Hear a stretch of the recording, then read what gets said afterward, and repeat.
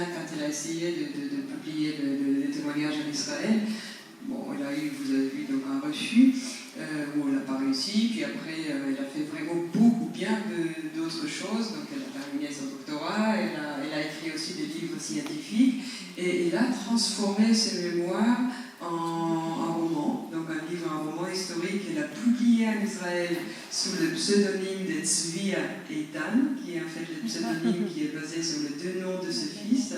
Je trouve que c'est très beau, c'est vraiment la quintessence de Yelina à nouveau. Tzvi, vous savez, c'est la gazelle, la beauté, la charme, Eitan, c'est la force. Vraiment, on a donc toute cette tendresse et cette force, cette fragilité qui est la sienne, et en même temps son immense vraiment force d'esprit et des corps et des cœurs.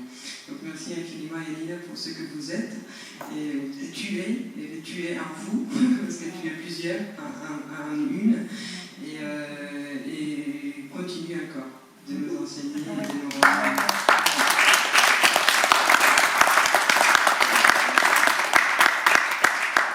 Aujourd'hui, je suis une vieille femme.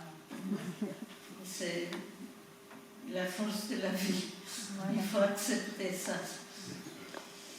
Si vous regardez ses yeux, on voit vraiment les yeux de la petite fille qu'elle était. Mais des questions, bien sûr. Enfin, bien sûr, on peut discuter. Pardon ? Ah, bien sûr, donc le côté français. C'est vrai qu'on est tous, enfin, il y a peut-être deux, et on est tous avec un accent, mais on est tous parlent français, les enfants aussi, et quelqu'un m'a demandé aussi après la projection au mémorial.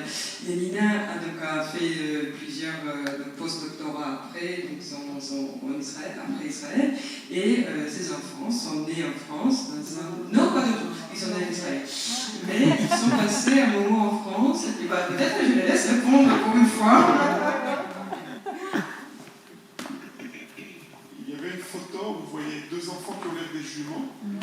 Elle a été prise en France et on a passé une année à Paris.